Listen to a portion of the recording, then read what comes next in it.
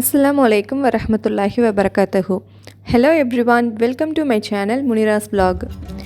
நபிமார்களுடைய வாழ்க்கை வரலாறில் இன்றைக்கி நம்ம பார்க்க போகிறது இறை தூதர் அய்யூப் அலைஹிவஸல்லம் அவர்களுடைய வாழ்க்கை வரலாறு.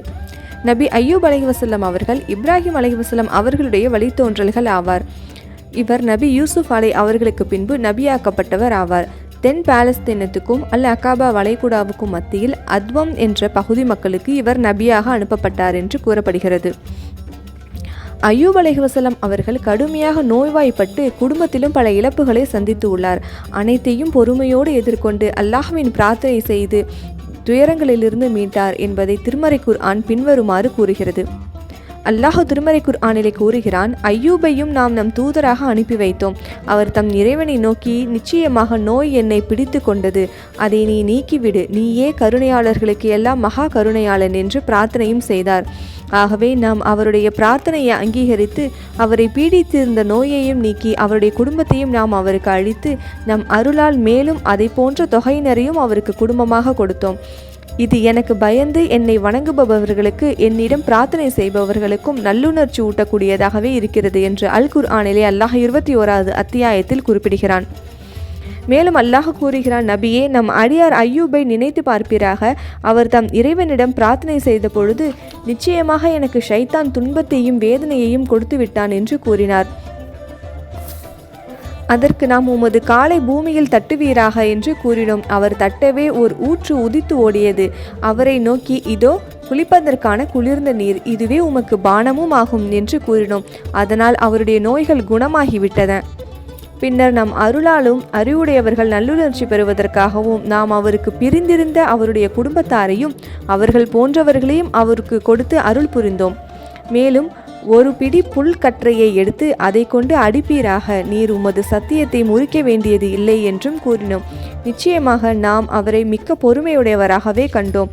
அவர் மிக்க நல்லடியாராகவும் நிச்சயமாக அவர் ஒவ்வொரு விஷயத்திலும் நம்மை நோக்கியவராகவே இருந்தார் என்று அல் குர்ஆனிலே அல்லாஹ் 38வது அத்தியாயத்தில் அய்யூப் அலைஹிவஸல்லம் அவர்களை பற்றி குறிப்பிடுகிறான். அய்யூப் அலைஹிவஸல்லம் பற்றிய வசனங்கள் இவை மட்டுமே குர்ஆனில் இடம்பெற்றுள்ளது. மேலும் இந்த வசனங்களிலிருந்து நாம் விளங்கிக் கொள்ள வேண்டிய தகவல்கள் என்னவென்றால், அய்யூப் அவர்கள் பெரும் நோயால் துன்பத்திற்கு ஆளாகி இருந்திருக்கிறார்கள். இன்னும் தம்முடைய குடும்பத்தாரையும் அவர்கள் இழந்து தவித்திருக்கின்றார்கள். தம்மை துன்பத்திலிருந்து மீட்கும்படி அவர் அல்லாஹ்விடம் இறையெஞ்சிய போது அல்லாஹ் அவருடைய பிரார்த்தனையை ஏற்று நோயிலிருந்து அவர் நிவாரணம் பெறும் பொருட்டு அவர் குளிக்க குளிர்ந்த நீரையும் குடிப்பதற்காக பானத்தையும் தன் மேனியில் அடித்து சுகம் பெற்றுக்கொள்வதற்காக ஒரு புல்கட்டையும் கொடுத்துள்ளான். அவரும் அவ்வாறே இறை ஆணையின்படி நடந்து துன்பத்திலிருந்து மீட்சி பெற்றார். தம்மை பிரிந்திருந்த குடும்பத்தாரையும் அவர் பெற்றார். மேலும் ஏதோ ஒரு காரணத்திற்காக அவர் ஒரு சத்தியம் செய்திருக்கிறார். அதனை முறிக்காமல் நிறைவேற்றும்படியும் அல்லாஹ் அவருக்கு கட்டளையிட்டுள்ளான் என்பது மட்டுமே இந்த திருக்குர்ஆன் வசனங்களிலிருந்து நாம் விளங்கிக் கொள்ள வேண்டிய விஷயங்களாகும். அய்யூப் அலைஹிவஸல்லம் அவர்களுக்கு துன்பம் ஏற்பட்டது என்று மட்டுமே இறைவன் இந்த வசனங்களில் குறிப்பிடுகிறான். ஆனால் சிலர் பின்வருமாறு சில கட்டுக்கதைகளையும் அய்யூப் அலைஹிவஸல்லம் அவர்களின் மீது ஏற்படுத்துகின்றார்கள். அதாவது, ஒரு முறை இறைவன் இப்லீஸை நோக்கி, நீ இங்கு வந்ததற்கான காரணம் என்ன என்று வினவிய பொழுது அவன் இறைவனை நோக்கி, இறைவா, என் பெருமானே, நான் மண்ணுலகம் முழுவதும் சுற்றி உன்னை வணங்கி கொண்டிருந்த உன்னுடைய பல நல்லடியார்களை நான் வழிகேட்டில் ஆழ்த்திவிட்டேன் என்று பெருமிதத்துடன் கூறினானாம். அதை கேட்ட இறைவன், என்னுடைய அன்பிற்குரிய அடியார் அய்யூபை பற்றி நீ அறிவாயா? அவரை உன்னால் வழிகேட்டில் ஆழ்த்த இயலுமா என்று ஒரு வினாவை வீசினானாம். இது இப்லீஸுக்கு ஒரு அறைகூவல் போல் இருந்தது. முடியும், ஆனால் ஒரு நிபந்தனை, நீ அவருக்கு எல்லா விதமான நற்பெயர்களையுமே வழங்கியுள்ளாய். அதன் காரணமாக அவர் உன்னை வணங்கி கொண்டிருக்கிறாய். அவருடைய பொருளின் மீது நீ எனக்கு ஆதிக்கம் வழங்கு. அதன் பின்னர் அவர் உன்னை வணங்கி கொண்டுள்ளாரா என்பதை பார்க்கலாம் என்று திமிருடன் இப்லீஸ் கூறியதாக கூறுகிறார்கள். மேலும் அவ்விதமே அவருடைய பொருளின் மீது அல்லாஹ் இப்லீஸுக்கு ஆதிக்கத்தை வழங்கினான். அதன் பின்பு இப்லீஸ் தன் சகாக்களை நோக்கி, நீங்கள் நாலா பக்கங்களிலும் சென்று அய்யூபுடைய உடைமைகளை அழித்தொழியுங்கள் என்று ஆணையிட்டானாம். அதன் பிறகு அய்யூப் அலைஹிவஸல்லம் அவர்களுடைய தோட்டம் துறவுகள் எல்லாமே நொடியில் தீப்பற்றி சாம்பலாயின என்றும் அவருடைய மாடு, குதிரை, ஒட்டகங்கள், ஆடு எல்லாமே அப்படியே செத்து வீழ்ந்ததாகவும் கட்டுக்கதைகளாக குறிப்பிடுகிறார்கள்.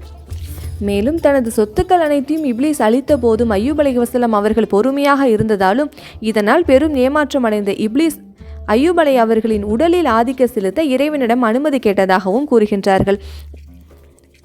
என் முடிவிற்கு ஆளானவனே, என்னுடைய அடியார் ஐயூபை பார்த்தாயா? அவருடைய பொறுமையின் முன்பும் பக்தியின் முன்பும் உன்னுடைய சூழ்ச்சிகள் பயனற்று போயின என்று அல்லாஹ் கூறுவதாகவும், அதற்கு இப்லீஸ், தம்முடைய உடைமைகள் மக்கள் ஆகியவை போயினும் என்ன, நீ அவற்றை மீண்டும் அவருக்கு அருள்வாய் என்று அவர் எண்ணிக்கொண்டிருக்கிறார். அவருடைய உடலின் மீது எனக்கு ஆதிக்கம் செலுத்து, உனக்கு அடியார் என்று நீ கூறிக்கொண்டிருக்கும் அவரை என்னுடைய கொத்தடிமையாக நான் ஆக்கிவிடுகிறேன் என்றும் இப்லீஸ் சவால் விட்டானாம். அதற்கு இறைவன், அவருடைய கண்கள், காதுகள், நாக்கு மற்றும் இதயம் ஆகியவற்றை தவிர அவருடைய உடலில் உள்ள எல்லா பாகங்களிலும் உனக்கு நான் ஆதிக்கம் தருகிறேன் என்று கூறுவதாகவும், அடுத்த கணமே இப்லீஸ் அய்யூப் அலைஹிஸ்ஸலாம் அவருடைய இல்லம் வந்து அவர் தொழுது கொண்டிருக்கும் பொழுது அவருடைய மூக்கின் வழியாக நச்சுக்காற்றை ஊதினானாம். அது அவருடைய உடலில் புகுந்து அடுத்த கணமே அவருடைய உடல் முழுவதுமே கொப்புளங்கள் கிளம்பியதாகவும், இது நாளுக்கு நாள் அதிகமானதால் அவருடைய மனைவி மற்றும் மக்கள் அனைவருமே அவர் தங்களுக்கும் ஒட்டிக்கொள்ளும் என்ற அஞ்சி அவரை பிரிந்து சென்றதாகவும் கட்டுக்கதைகளில் குறிப்பிடுகிறார்கள். ஆனால் இதற்கான தெளிவான குர்ஆன் வசனமோ ஹதீஸோ எதிலேயுமே இடம்பெறவில்லை.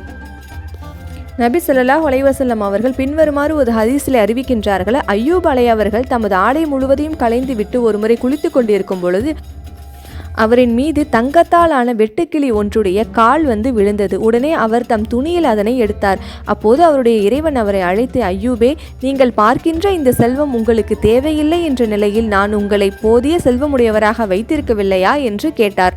அதற்கு அவர், ஆம், உண்மைதான் என்னுடைய இறைவா, ஆயினும் உன்னுடைய அருள்வளம் எனக்கு தேவைப்படுகின்றதே என்று பதிலளித்தார். இவ்வாறு அபு ஹுரைரா ரலி அவர்கள் புகாரியிலே 3391வது ஹதீஸிலே அறிவிக்கின்றார்கள். மேற்கண்ட நபி மொழியிலிருந்து நாம் விளங்கிக் கொள்வது என்னவெனில், ஆரம்பத்தில் அய்யூப் அலைஹிஸ்ஸலாம் அவர்கள் துன்பத்தால் துவண்டாலும் அவருடைய பிரார்த்தனையை அல்லாஹு தாலா ஏற்றுக்கொண்டு பின்பு மிகுந்த செல்வத்தையும் நல்ல உடல் ஆரோக்கியத்தையும் அவருக்கு வழங்கியுள்ளான் என்பதனை நாம் விளங்கிக் கொள்ள முடிகிறது. மேலும் திருமறை குர்ஆனிலும் நபி மொழியிலும் அய்யூப் அவர்களை பற்றிய குறைவான தகவல்களே இடம்பெற்றுள்ளது.